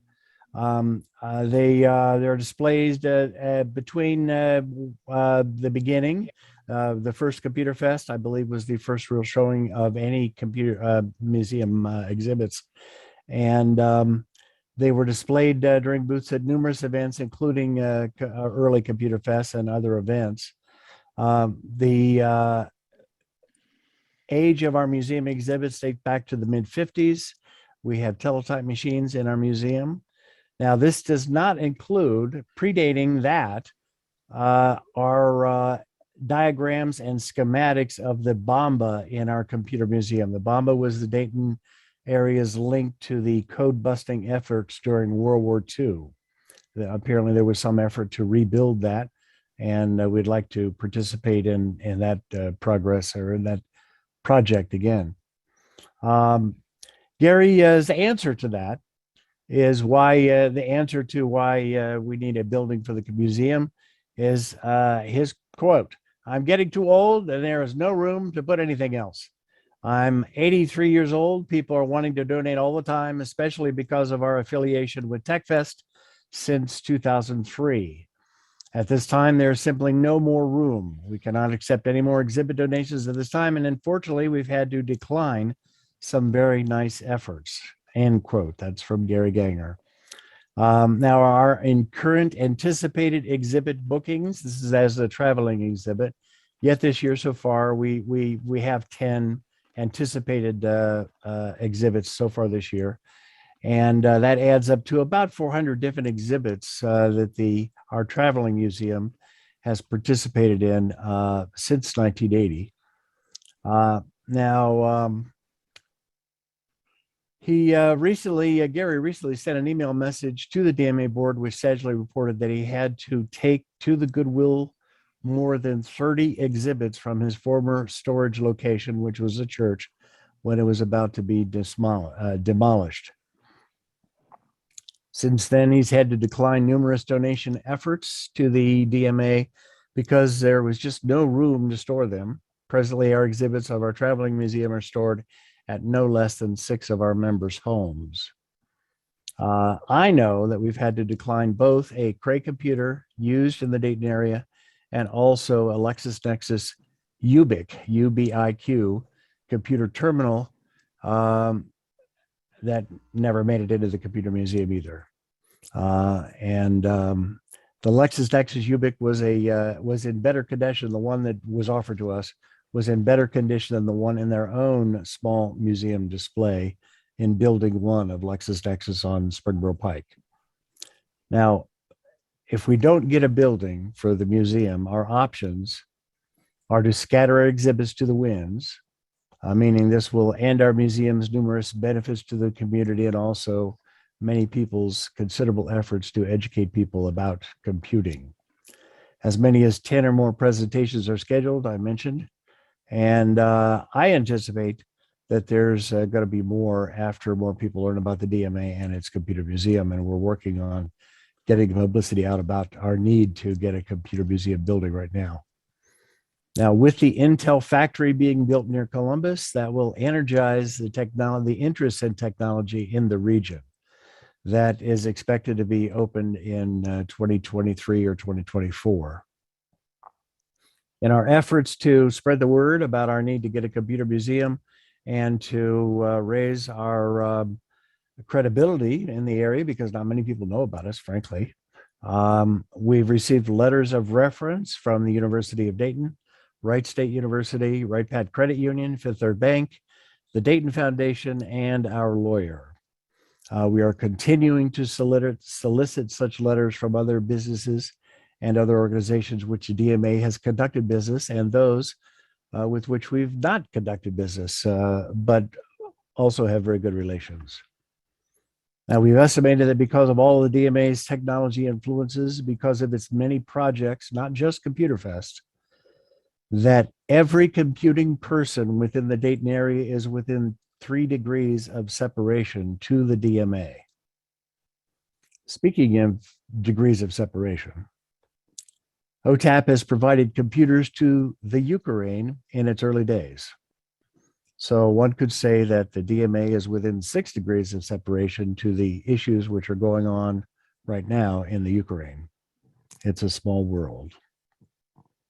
The volunteers needed for the museum project are, we need some muscle to donate, to move donated furniture from one part of a building to another. Probably not outside, probably not using the truck that Suzanne and Roy have so generously donated to us and will be taking possession of soon. We need an architect and a structural engineer to help us look at buildings. Right now, we're not going to talk about any specific buildings in this, any specific buildings we've expressed an interest in. We're not going to talk about it in this particular recording, but I expect us to be talking about them in our next DMA board meeting, which is March 7th, and all members are welcome to attend. We also need people to help get the word out about our need to find a dry, climate-controlled space to temporarily store, inventory, establish provenance, and otherwise completely document, including photograph, all of our exhibits. And we need this dry, climate-controlled building for, well, right now we just need a place. You know, it could be a warehouse on loan for 2 to 3 years. This is what I've been told by Stephen Fry, our assistant curator. We are not soliciting right now for any donations to our computer museum. So everybody here, please hold off for a little while. Add the DMA to your will and tell a trusted family member of your intentions. We can solicit for other donations for our computer museum. We've already received a truck, as I mentioned, from Suzanne and Roy to help move our museum exhibits from our members' homes as an interim stop-off. Also, the Dayton Foundation, as I mentioned before, is now accepting cryptocurrency, but they've accepted on behalf of their funds that are held at the Dayton Foundation. They've accepted buildings, including houses, cars, even grain has been donated to the Dayton Foundation for numerous eventual fund benefits. If you're donating anything other than traditional currency, and by the way, you could do so through a link on our DMA needs page. From your credit card, you could donate to the DMA through the Dayton Foundation. Please, if you're interested in donating anything other than traditional currency, please give us a heads up before you contact the Dayton Foundation.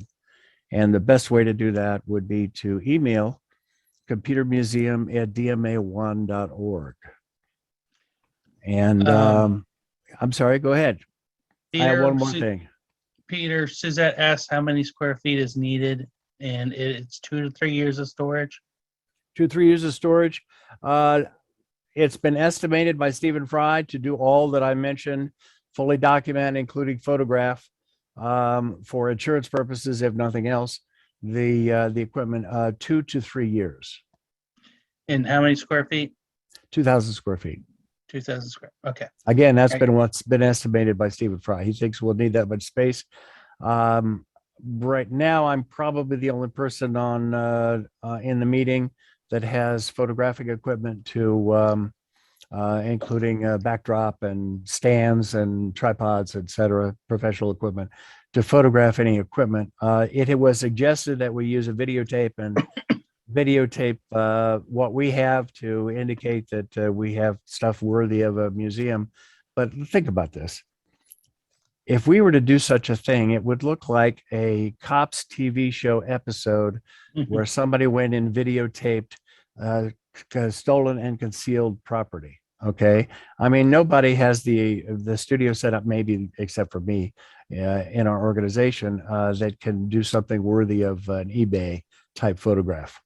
So I'm sure that 2,000 square feet space will be that would be part of the task for that space. Okay. What was the last thing that you had? The last thing was I have a question from folks at APCUG. They want to know if our Linux SIG meeting was recorded. They would like to see recordings of that. We have not yet been posting the Linux SIG meetings on our YouTube channel, and we have I've heard interest from APCUG members that we do so. In fact, our other SIG meetings, if we could do that too. Gary Turner, are you at TJ Chumps? Can anybody let me know? Because he can answer that question and maybe say something about the Linux SIG. Sorry about that. That was my phone.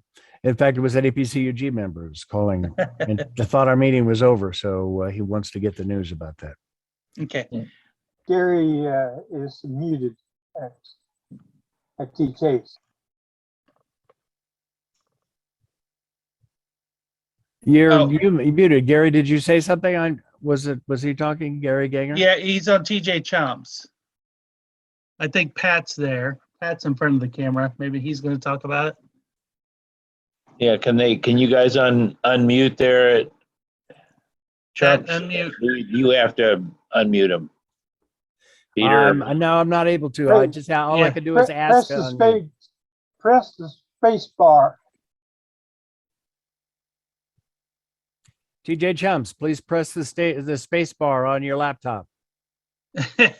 He's trying. Okay, so Okay. real quick, there he goes. You're good. Okay. Now we can hear you. Okay, we did record the Linux meeting. Grant Root did. He saved it to the cloud, so I'm not sure who he has to send it to get it on our YouTube channel. Thank you for telling me that. If it's been saved to the cloud, I can forward him a link to it. We'll get it to him. Okay. Well, I can probably put it on our YouTube channel if I can do it without too much problems. So if it's on the the Zoom thing. Yeah. On the Zoom cloud area. Yeah. Okay. Pat, do you want to say anything about the Linux SIG real quick? It's the third Tuesday. I'm sorry, the third Thursday of the month. We're always looking for topics. Grant did a talk on KVM. It's a hypervisor, and it was a pretty good talk on it. So March 17th is our next one. So on St. Patrick's Day? Yep. Green beer after the meeting. Okay, so since we're kind of on the subject of that, Dave, you had something to talk about the single boards? Yes, sir. Single board computer SIG is meeting on the second Saturday at 2 p.m. out at the Dara Clubhouse on Bell Fountain Road in Huber Heights. This past week, two things came out from the Raspberry Pi Foundation. Number one is they have fully released a 64-bit version of the operating system. Nice. Make full use of your current Raspberry Pis. The other one is still in beta test, but new Raspberry Pis will have in their ROM the ability to download and burn an image to your SD card or other device directly. And you can do that now, but you got to download that. But shortly that will be standard. So that's upcoming. We'll be talking about more at the special interest group. Actually, I think you will find, Dave, that it not only will burn it to the disk, but it will actually load completely from the internet. You don't actually have to download it. You can actually, it will automatically load itself, which has not really been done before. That is correct. It uses the Raspberry Pi imager, which will be built into the ROM. So correct. Thank you. Correct. Dave, I added, yes. I did download the 64-bit, tried to put it on my 400, but something went belly up on it, and I'm still working on that. So Well, I've it's got still in copies. beta. No, not anymore. No? No, it was released to the general wild public. Oh. I haven't tried it was- yet. I just got back last night from Florida, so I will get playing with that in the next few days. Yeah, it was last month that they had released it, and I was able to download it, but for some reason or other, it didn't want to boot up on the computer. Okay. I know there are a couple of things you have to make sure that are active for that to work, because there's like some chip that you have to make sure that you're connected with so that it will work. Okay, guys. So if you want to find out more information, attend the single board SIG. Dave, did you give the date and time for the next meeting? Second Saturday, 2 p.m. at the Dara Clubhouse on Bell Fountain Road. Thank you, sir. Gladys, do you have anything on the, Mike just reminded me, APCU G class on Windows 11, February 23rd. You have to be registered. Already. Already. If you're not already registered, you're not going. Right. He said it was 8:30 Pacific time. Oh, so we still have some time. Yeah, so you have a little bit of time. Okay. We do, and I put the link in the chat. Yeah, the link is in the chat. Thank you. Thank you, Mike.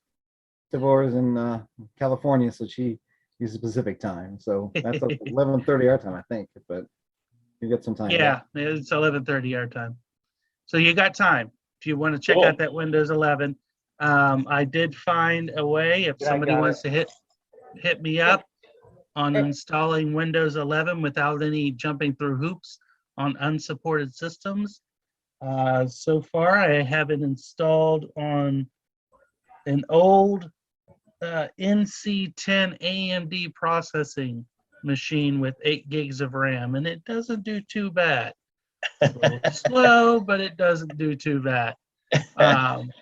Anyways, it's a good thing to check out there with the APCUG. Gladys, do you have anything about the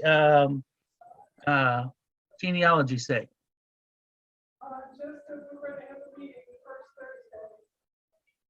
First days of the month we're at on Zoom.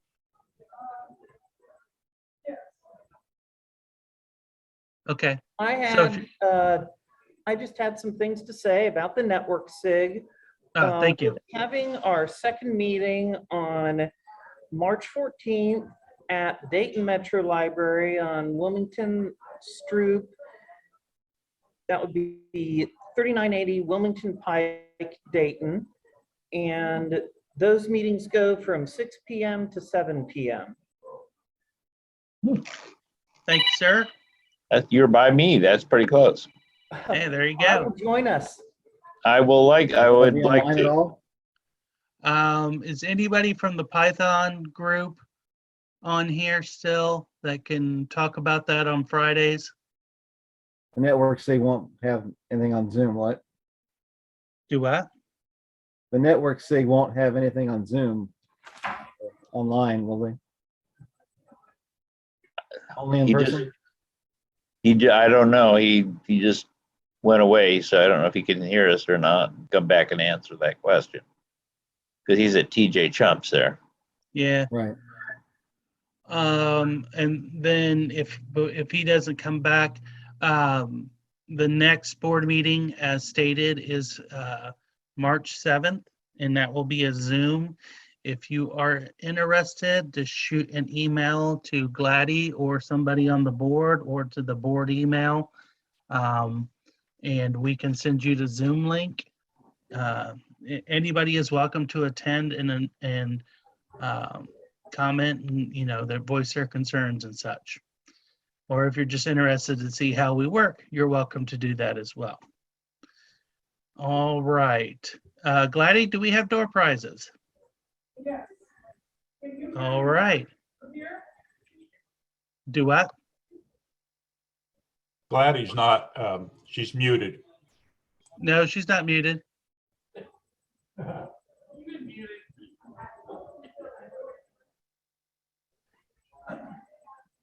Her microphone may be turned off at her computer. Yeah, she's very quiet.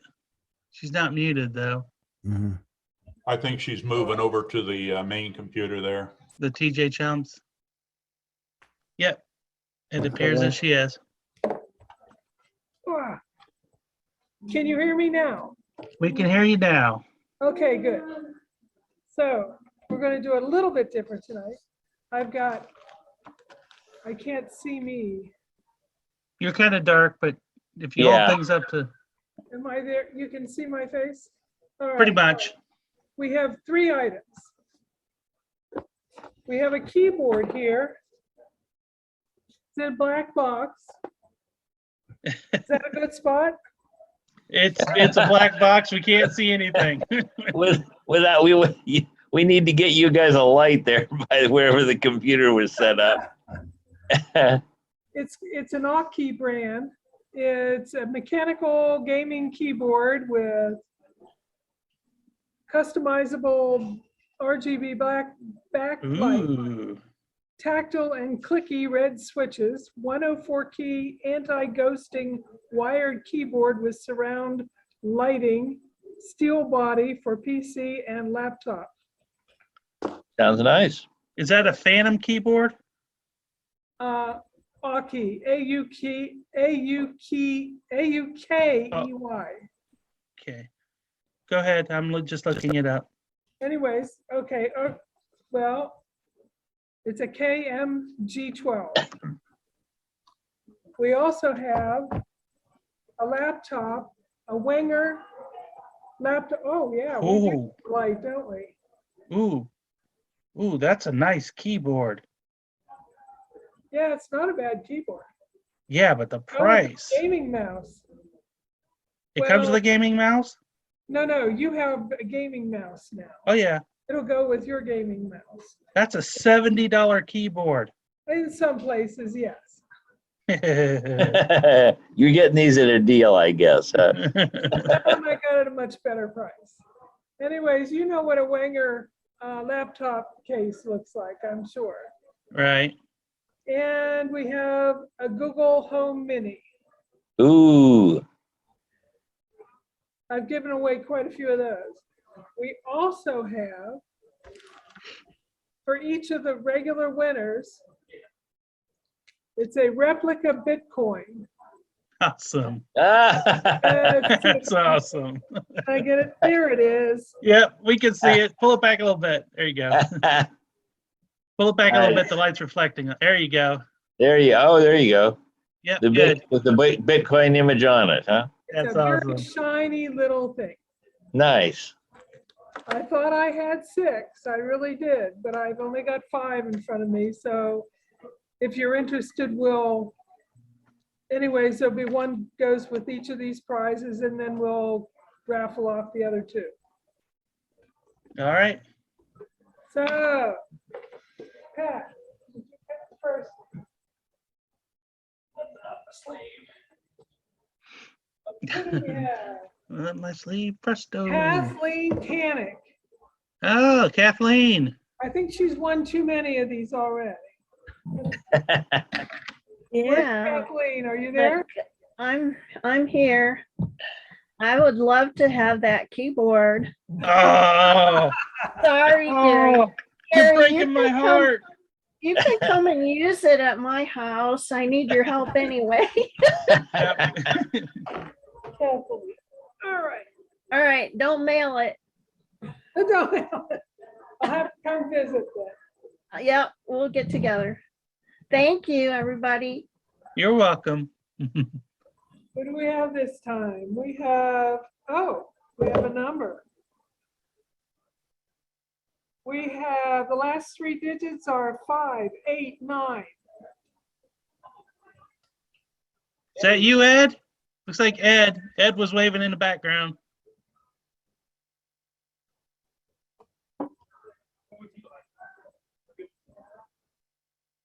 Up to you. Go, Ed. Go, Ed. If you want to, you can pass and, Just take a coin. I don't, you're gonna get it unless back. Gladdy has my name on one, I don't think it's me. Ed took the Eight. dates.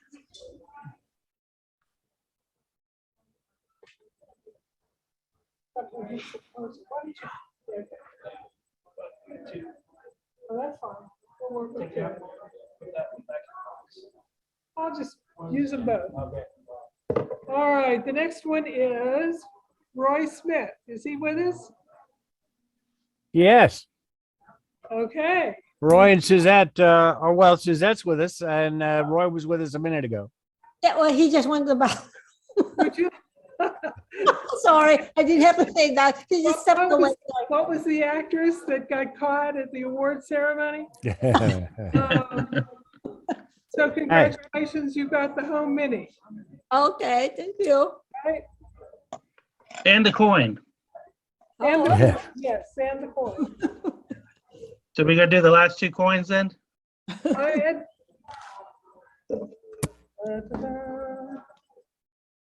1, 2. Ed didn't take his coin. We have 3 more coins. Wait a minute. We already picked a name. Peter, you get 1 of the coins. Thank you. Give me 2 more. Gladdy, Yeah. you can give my coin to somebody. You don't want the coin? No, that's okay. Hey, this is convenient for me. Suzette, would you Yeah. get the coin? Yeah, sure. Why not? Thank That's you. easy mailing. And I've got a number here. 592.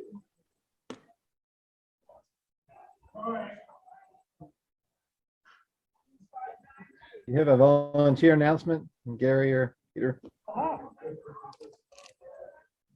We got 1 more coin, I believe. Hang on, Mike. I know you want something. what is this? Of course, Suzette will use. Oh, no, is this, ow, now I'm losing track. I think we have 1 more coin left. 93. Yeah, Roy, you won a Google Home Mini Oh! Ed, did you want your coin? and a Bitcoin, a fake Bitcoin. Take that. And Suzette got 1 too, so you guys will have 1 for each of you. Now we're rich. Yep, there you go. Here we go. Everyone with 1 Bitcoin, and there's only 21 million of them. They could be worth lots of money. 15 years ago, I tried to get my crew at the Hampton Inn to accept Bitcoin as payment for the room. And they thought I was crazy, and so I didn't do it. Naysayers said they'll stop you every time. Gladdy, are we done with all the stuff, Gladdy? Yes, we're done with this. Mike, did you have something? Didn't you have something about volunteers? Is that going to hold later or announce from the board meeting? Volunteer. Oh, of the Gladdy, did you get Gladdy, did you get the volunteer of the month and quarter and all that done? Ouch, no. Okay, so we'll do it next month. Yeah. Okay. All right, ladies and gents, anybody have anything to add? Want to pick the brains of the computer people on here?